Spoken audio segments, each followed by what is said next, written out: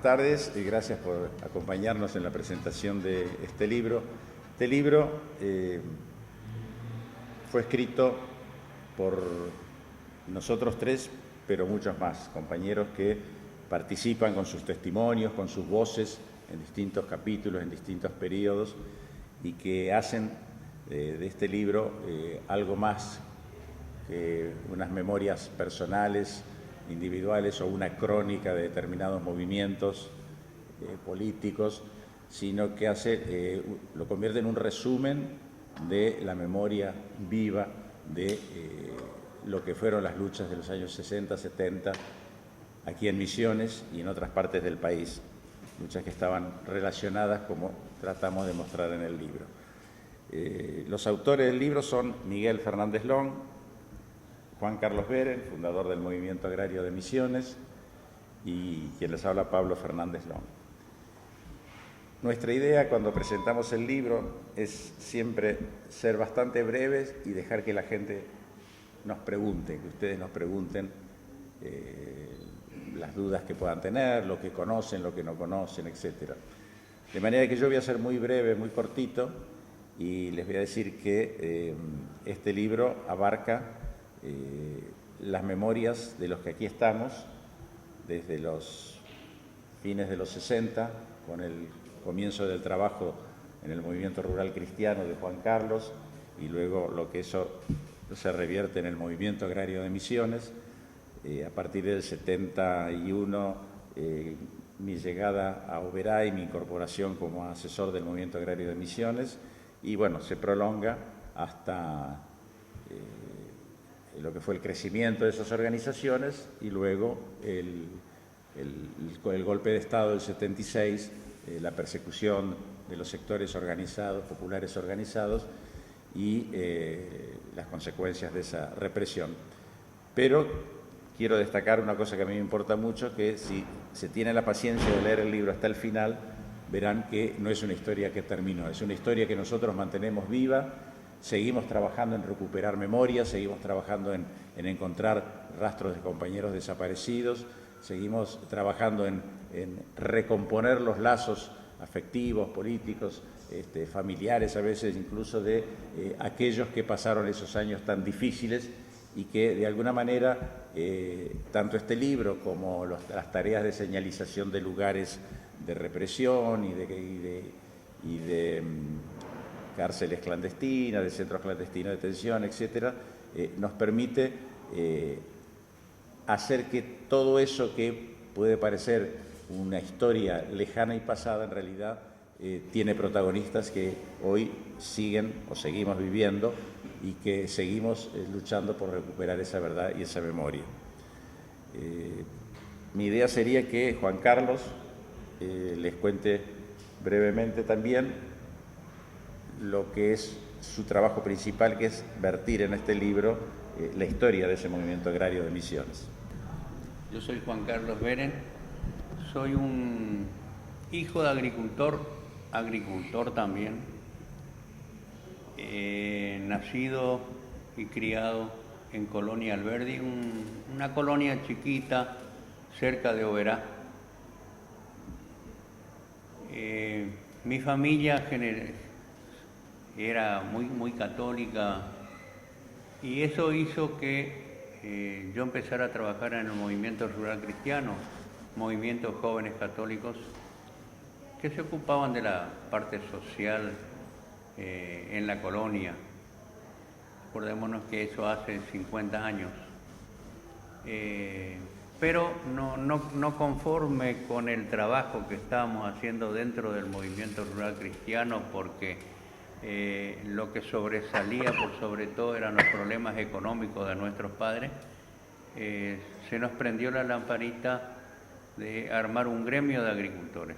Ya se había dado el caso de las ligas agrarias chaqueñas, donde los agricultores organizados en el movimiento rural decidieron armar las ligas agrarias y ya estaban trabajando en eso con el apoyo del obispo de Presidencia Roque Sáenz Peña, que era Monseñor Di Stéfano. Nosotros acá como movimiento de iglesia dependíamos un poco del obispo de Posadas, Monseñor Kemmerer, y al consultar con él sobre la posibilidad de armar un gremio de agricultores, de pequeños y medianos agricultores, porque eso es lo que queríamos, el obispo nos dijo que sí, que le metiéramos pata, pero que los mantuviéramos informados. Entonces, empezamos a organizar y la idea prendió.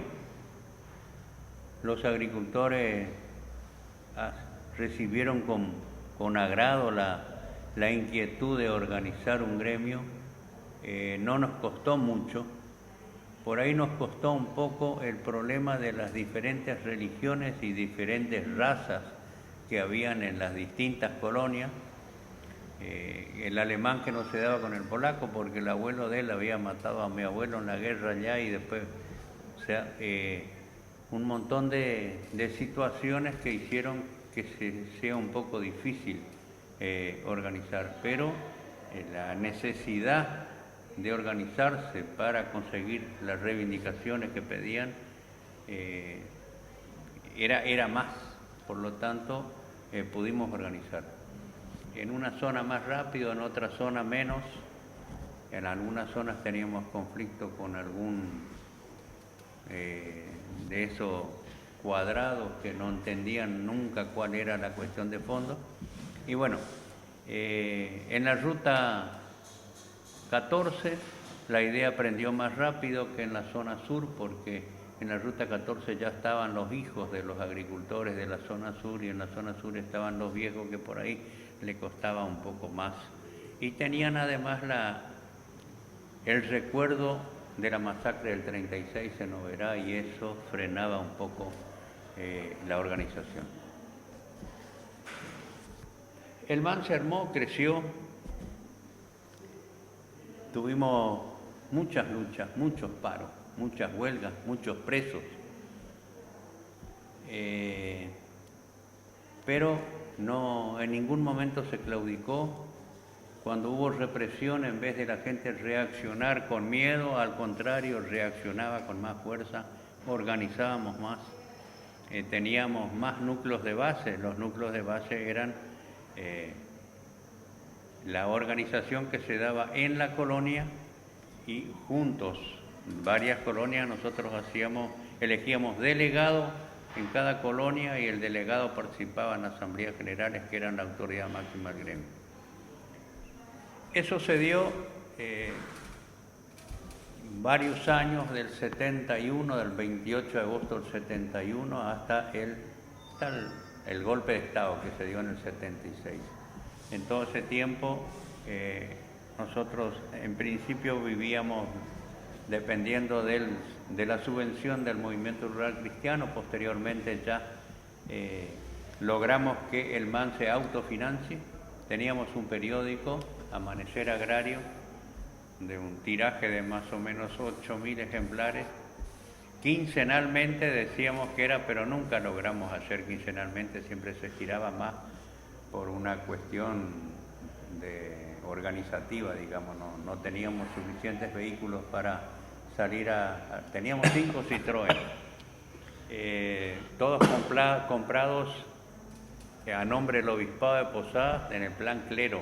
O sea, en eso la Iglesia nos daba una gran mano, o sea, Monseñor Kemmerer nos daba una gran mano en comprar los vehículos a nombre del Obispado de Posadas, cosa que nos facilitaba el trabajo porque estábamos en dictadura.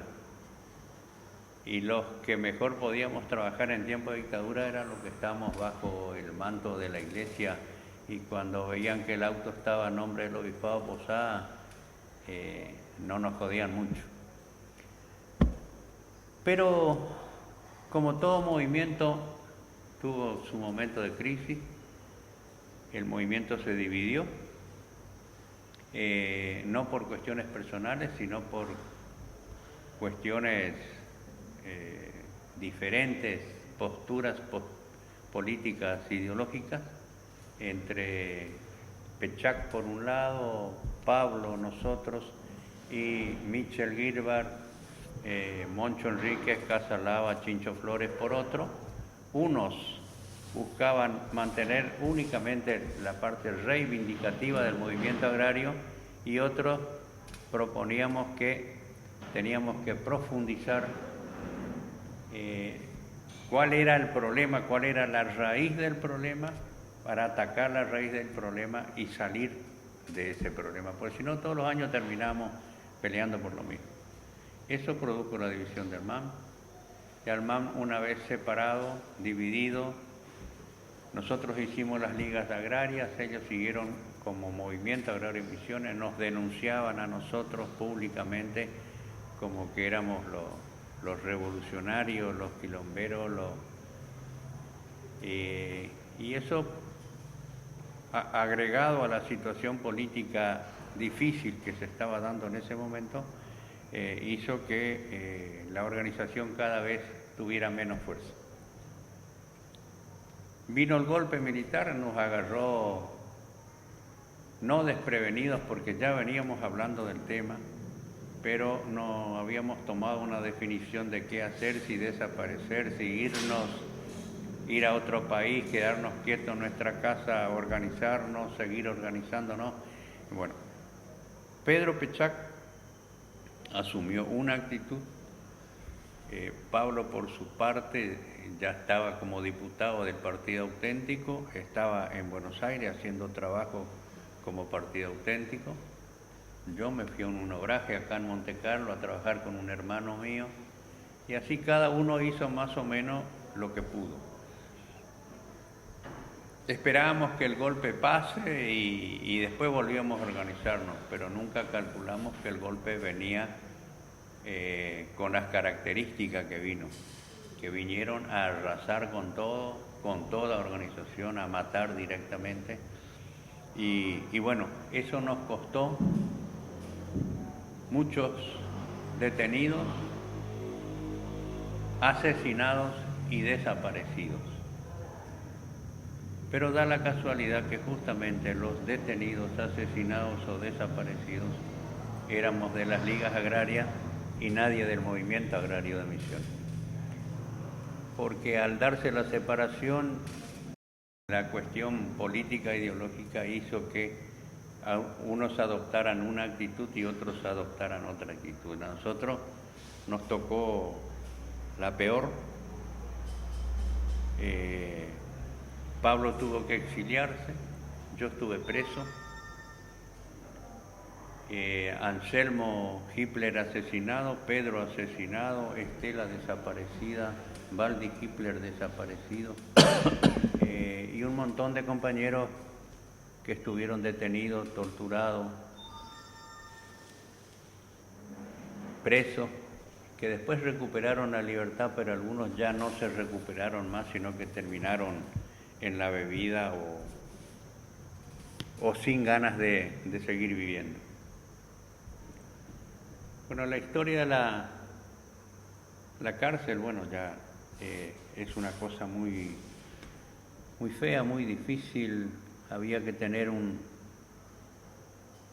una fuerza de voluntad muy grande para superar esa situación. Yo por suerte la superé. Salí en libertad. Me costó al salir en libertad porque me raleaban los propios compañeros. Trataban de evitarte para no darse con vos, porque éramos expresos, y eso, con el lavado de cabeza que hicieron los milicos en el tiempo que estuvieron, pesó mucho y a nosotros nos perjudicó. Yo estuve con libertad vigilada hasta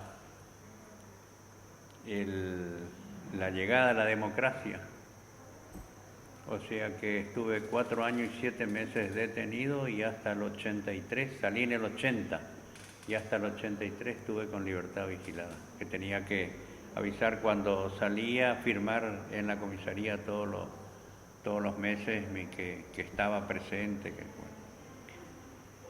Y la idea del libro, y un poco por ahí las charlas que nosotros hacemos, es para que nuestra historia trascienda, pero por lo que nosotros contamos, no lo que cuentan otros, que por ahí tergiversan, cambian la cosa. Yo he tomado esto porque además nosotros salimos a dar charla con Derechos Humanos, con el Ministerio en la provincia, y lo hacemos un poco como un compromiso para los compañeros que no están. Los compañeros dejaron su vida en la lucha y nosotros que sobrevivimos tenemos que contar la historia para que la gente sepa qué es lo que verdaderamente pasó por nuestra boca, no por bocas de otros. No sé si hace... Yo me prendo ahí en lo que dice el último punto de él, ¿no? Yo no militaba acá, militaba en la zona norte de Gran Buenos Aires. Y cuando empezamos a hacer este libro, esta es una historia en primera persona.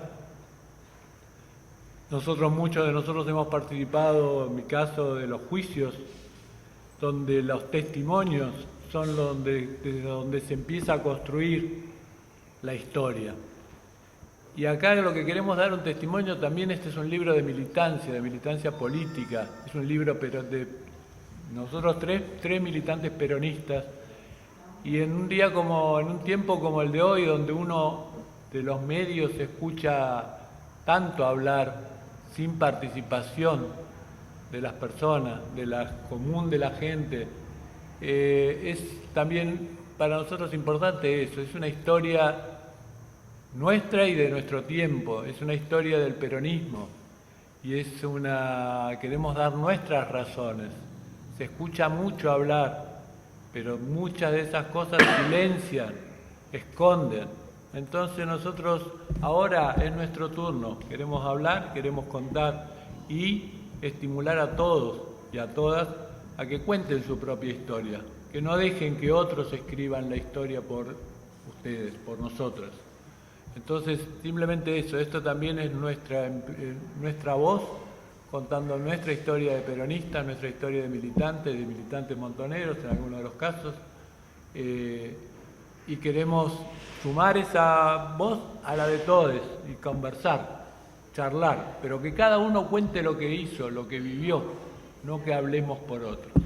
Eso es un poco la intención también de ponerse a publicar un libro que, como dijo Pablo, es un libro que escribimos al calor de un montón de otras cosas, porque seguimos buscando cuerpos de los compañeros que nombró el Tatú, seguimos queriendo hacer justicia y seguimos participando de política y seguimos queriendo participar como peronistas y construir un país donde reinen el pueblo, el amor y la igualdad.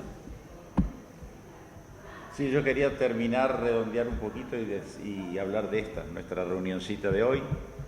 Cuando veníamos de Alberdi por la Ruta 12, en un momento llegamos a Amado, Delicia, y le comentábamos a Miguel, que no estaba en esa época tan al tanto de la distribución del MAN, que ese era el límite en la Ruta 12 hacia el norte, hasta donde llegaba el movimiento organizado.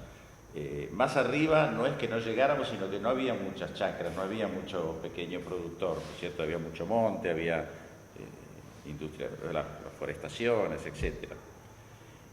Cuando Inocencio me dijo que se iban a reunir acá en la Feria del Libro, yo charlé con los compañeros y le digo, mirá, para mí Libertad es un lugar que tenemos que ir, porque si bien en aquella época aquí no había mayormente chacras, mucha de la gente que fue expulsada por las políticas neoliberales del menemismo, primero por los milicos, después por el menemismo, etc., él hablaba de los hijos, de los viejos de la zona sur, cuyos hijos iban por la Ruta 14 hacia arriba, y a su vez los hijos de ellos y hasta los nietos fueron expulsados y muchos vinieron para esta zona. Hoy hay chacras en esta zona que antes no había, pero además de ese problema, con grandes problemas, porque era una zona de conflicto junto con uno de los poderes económicos más fuertes de nuestra provincia y más dañinos, que es la forestoindustria, ¿no es cierto? Arauco, para hablarlo con todas las letras, y aquí hay permanentemente en esta zona,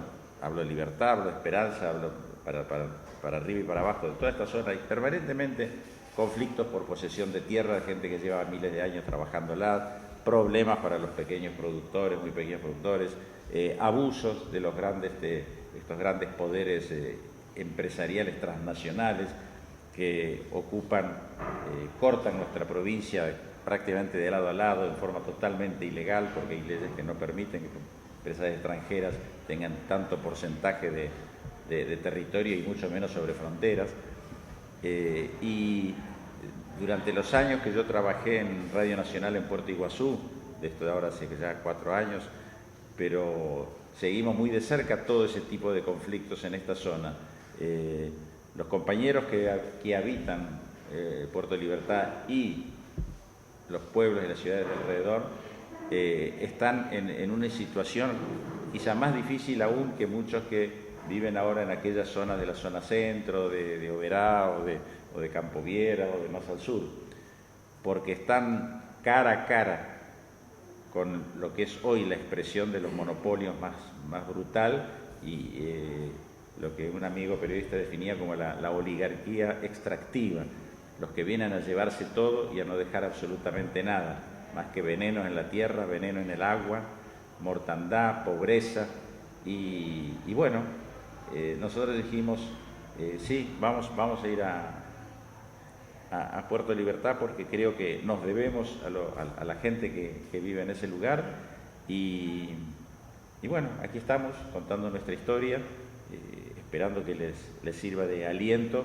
para las luchas que tienen enfrente y que seguramente van a seguir porque la situación en esta región de Misiones es realmente muy difícil. Por eso les agradezco que hayan venido y divulgan, cuenten a otros compañeros de la zona, cuéntenles lo que fue la charla que tuvieron y quizás de aquí a un tiempo más volvamos a encontrarnos.